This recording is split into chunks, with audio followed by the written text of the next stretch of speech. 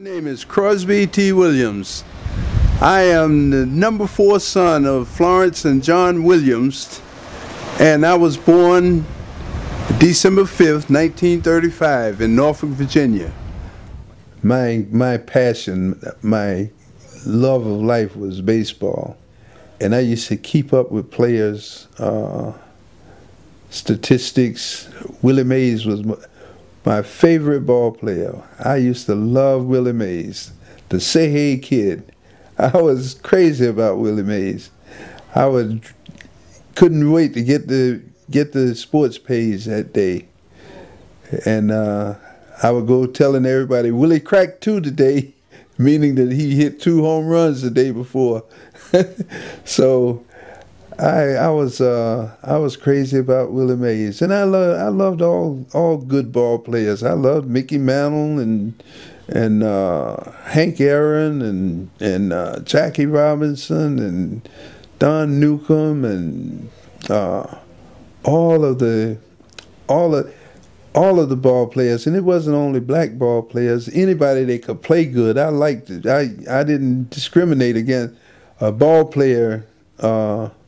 To me, didn't have any color lines. If you could play, I liked you. I loved to see a good ball player. I don't care if he's black, white, blue, or green. If he could play ball, I liked him. Growing up, I was a kid that I did not like being on the inside. I was an outdoor person. When I hit the floor, and when my eyes opened for the first time during the day, I would hit the floor and I was up for the day. And I would go in the ballpark. Some days I would have it would be 2 or 3 of us, and I would have guys hitting the ball to me, and I would be out in shortstop just practicing catching ground balls. And I could do that all day, and we would be out there all day until the competitive games started. Then we would watch the games, and those games that we weren't participating in, we would watch them, and the ones that we were participating in, we would play. And this was an everyday thing, unless it rained. The first time that I fell in love, oh my God. The first time I fell in love was with a girl in the 7th grade. Her name was Barbara Church. She was the love of my life. I used to be so crazy about Barbara Church, and I don't think she was ever in love with me. I don't even think she knew I was in love with her. But I don't know. We used to get along really well, but I didn't ever tell her how I really felt about her. I was always into ball playing, and that was such a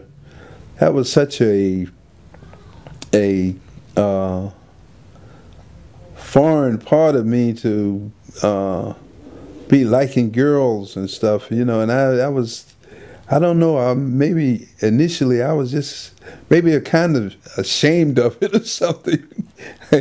But I never did express my love for Barbara. But she was my first love.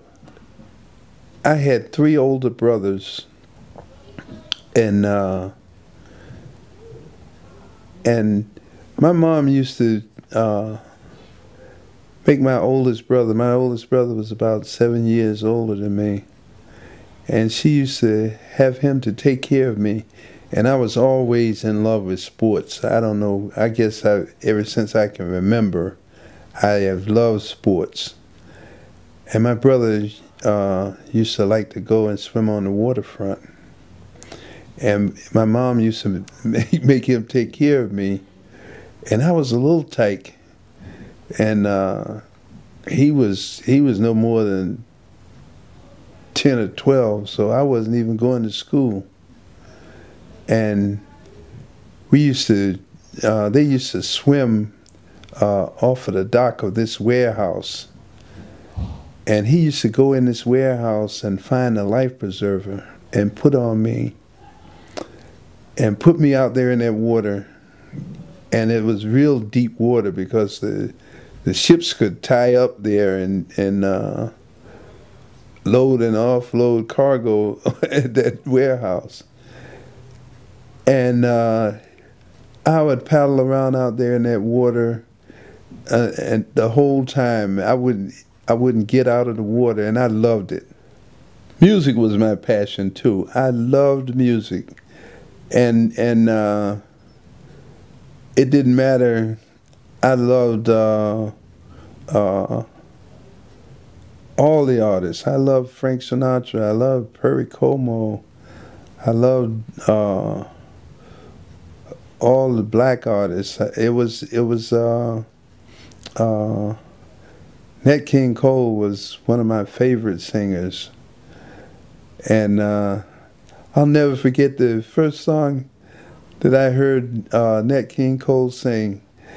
It was, the name of it was "Straighten Up and Fly Right," and it was a song about it. It went sort of like this: the monkey took the buzzard for a ride in the air. The monkey thought that everything was on the square. The buzzard tried to throw the monkey off his back, but the monkey grabbed his neck and said, "Now listen, Jack, straighten up and fly right."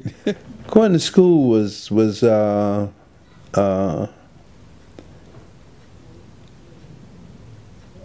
it wasn't that hard for me. I didn't have a whole lot of bullying. People didn't bother me that much, and I enjoyed school, and I enjoyed my teachers. I really liked teachers, and I think just about all the kids respected teachers. Then teachers were revered. They were held in very high esteem, and you didn't. It was very rare that you heard somebody talking back to a teacher. That's something that wasn't done in my era. You know, teachers just had so much respect, and I had my favorite subjects. I was a whiz in math. I loved math, and I liked science, but there were some subjects that I didn't particularly like: history, and English wasn't my favorite subject. I just didn't. At the time, I didn't see too much need for that. I don't know why. Some other things that we used to do. We used to. My oldest brother, didn't participate in this because I guess he had other things to do. But my other two oldest brothers and my brother immediately younger than me, we used to play football. We called it the family bowl. And there would be two of us on the side. And we used to play football all day. And we'd have a bowl every week. And we would play football and just have the most fun. It was really a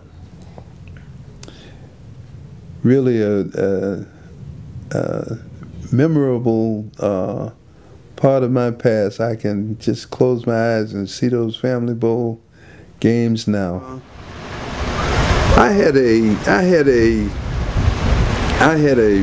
really good relationship with my brothers and sisters. My older brother was he wasn't a bully, but he was like an older brother. He never let you forget who was the boss. He was the boss. and we had a pecking order, and the two older ones made us understand what that pecking order was. And my brother next to me, we were like peas in a pod almost. We were like 14 months apart in age. And I couldn't remember a time before he went away to college. I couldn't remember a day that we hadn't been together in my lifetime. And we were close. He was almost like my alter ego. I knew him like I knew nobody else. I knew what he was thinking. And my younger siblings, I had my younger sister, my sister that's immediately younger than I. Of course, we called her sister because she was the first girl in the family, so she was always sister and never outgrew that name or that moniker, or whatever you want to call it. But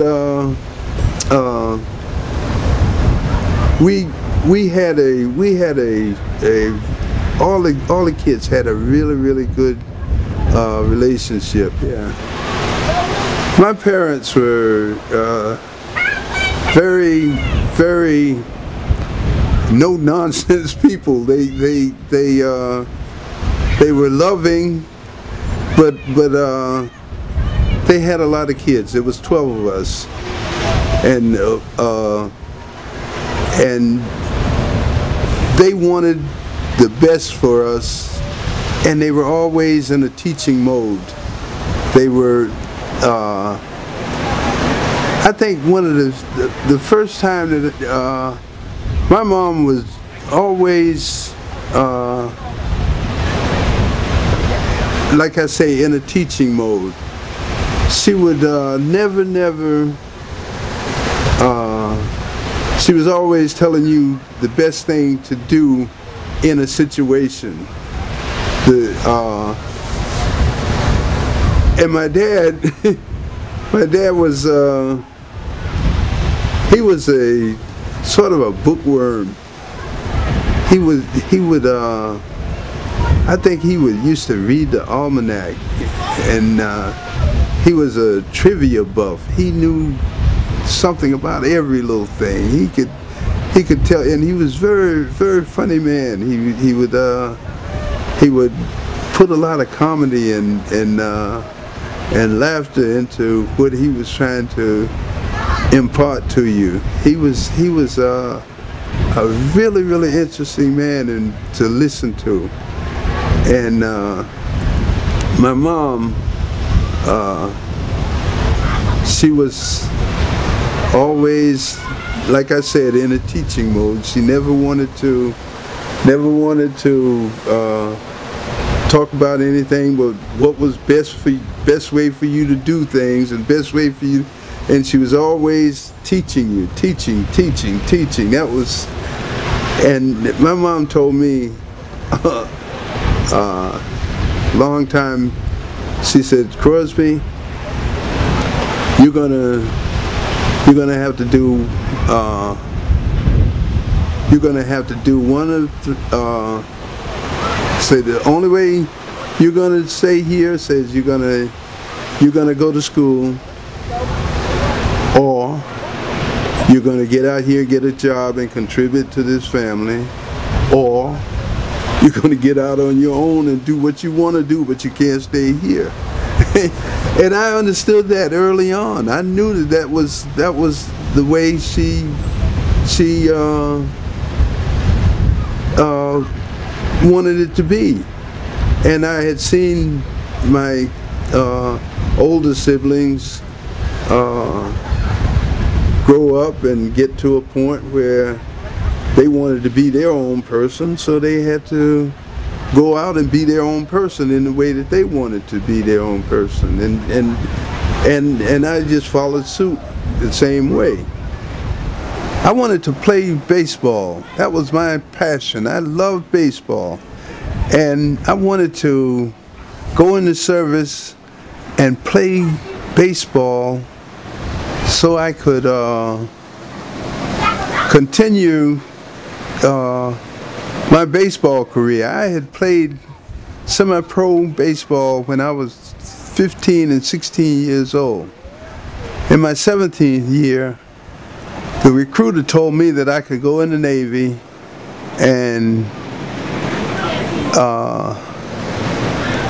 I would be able to join special services and play baseball.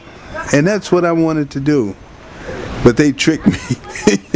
They tricked me because they put me in the steward branch as a servant to officers. And I hated that with a passion. And what was so bad about it, the 4 years that I stayed in the Navy, it wasn't really 4 years. I stayed in 3 years, 7 months, and 13 days. But that was 3 years and 17 days and 3 years, 7 months, and 13 days too long. So I didn't like it at all because of the job that I had. And looking back on it today, I did learn a lot from it. It helped me to grow up, to make that transition from childhood to adulthood. I learned how to get along with people but I didn't play any baseball, and that's what I was so bitter about, the Navy. And when I got out of the Navy, I worked in for the first 3 years after getting out of the Navy, I worked in a church as a custodian. And I didn't like that because I was at the top of my game. I was a head custodian at 24. And my mom told me, say, that's a great job. That's the best job. Say, your father had never had a job that good. But I told her, hey, Mom, I say, I'm high as I can go. They're not going to make me the preacher, so I'm not going to get any higher than this.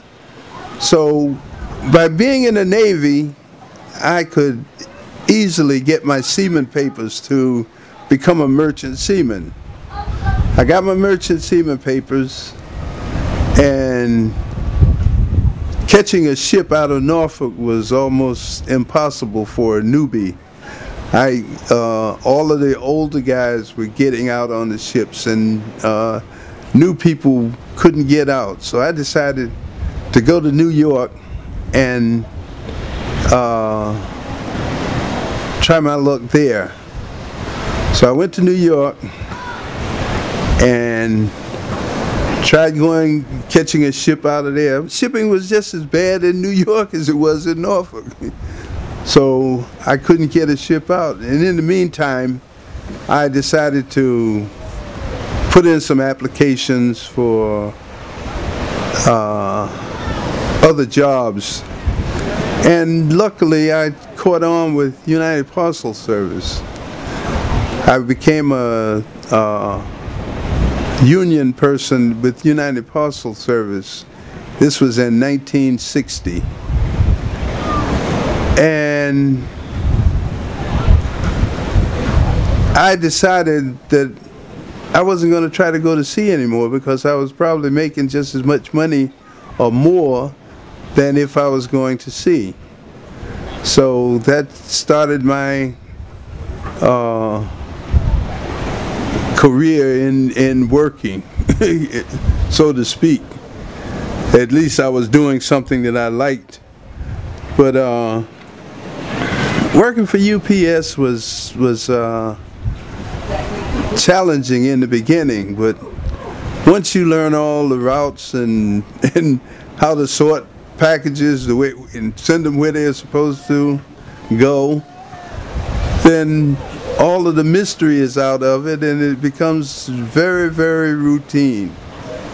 And I was I was working nights. I was working from 5 in the afternoon to 2 in the morning, and I was hanging out, doing a lot of drinking afterwards, and it was just really not what I really wanted to do anymore. So a friend of mine, about 1967, he was a computer programmer with UNIVAC. UNIVAC was the first company that made a computer. It was called the ENIAC. Back in '47, I think it was, when they first put this computer together. Well, this is 20 years later, and I took a job with UNIVAC as a computer operator trainee. They were going to start a new program. They had programmers from Europe and had 2 programmers from England, 2 from France, 1 from Germany, and a couple from Sweden, who was putting this program together to do message switching for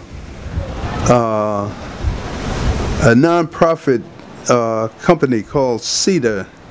That was an acronym that meant that stood for Society of International Communications Aeronautics.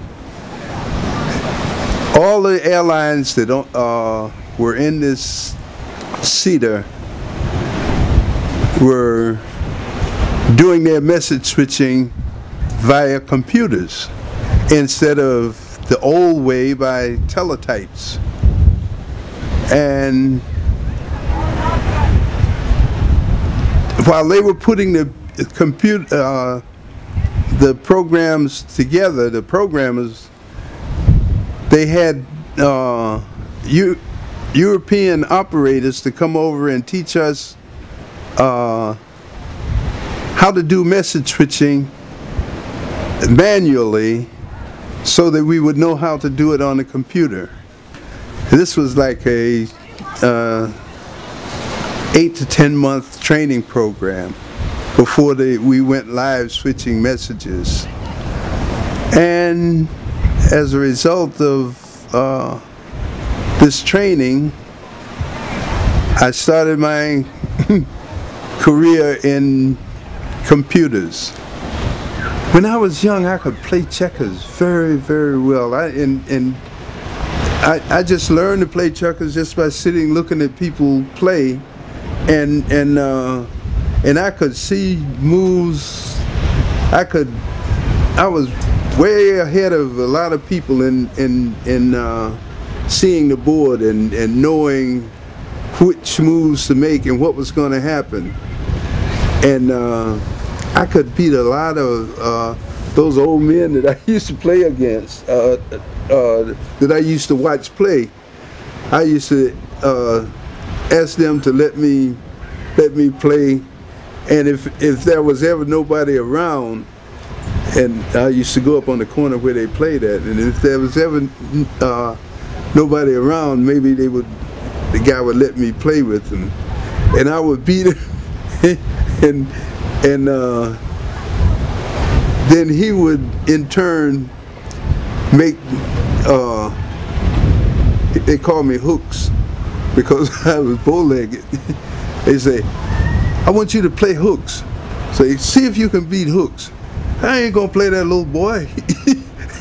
They say, go ahead and play him. So the guy would play me and I would beat him. And they couldn't believe it. Well, getting back to this big kitchen thing, my brothers and sisters, we all used to sit around in the kitchen, and I used to play against my two older brothers, and I would beat them all the time. And one time I was playing against my older brother, and my mom was standing there watching the game. So I gave him one check. He said, "What do you give? Thank you for. You didn't see that, did you?" He took one of my checkers. I gave him another one. He took that one, and I took a four bagger to the king row. And he said, "God damn!" And my mother drew back at him, and he jumped out the door. And he stayed out there in the doghouse for three nights. My mom wouldn't let. She didn't keep him out there. She would leave food up there for him. She knew he was coming in there after she went to bed, but he wouldn't come in the house as long as she was up and in the kitchen. She used to retire pretty early, and she would go in there and go to bed, and then he would come in there and get food, and just like a scavenger or something. And my mom and dad used to go to bed really early, so we would be on our own. Everybody had their time to wash dishes, and everybody knew when it was their time to do certain chores, and we always had something to do. My mom never let us off the hook and not have anything to do. And every time my mom would go back there and that door would be closed during the day, I said, "Oh my goodness." I knew it was another baby. every time she go back there and close that door during the day, next thing you hear, "Wah, wah," it's some baby. And I used to say, it's a wonder my younger siblings didn't die of malnutrition, because my mom used to have me feeding them. She would have baby food, and she would give me the baby's food and say, "Feed the baby." And I'd be trying to feed the baby. I'd put the spoon in his mouth. He'd be spitting it all out and stuff. And I'd want to go play ball or something. So after a while, I just eat the baby food myself. and my mom sometimes she would say, "I don't know why he's crying. He just ate."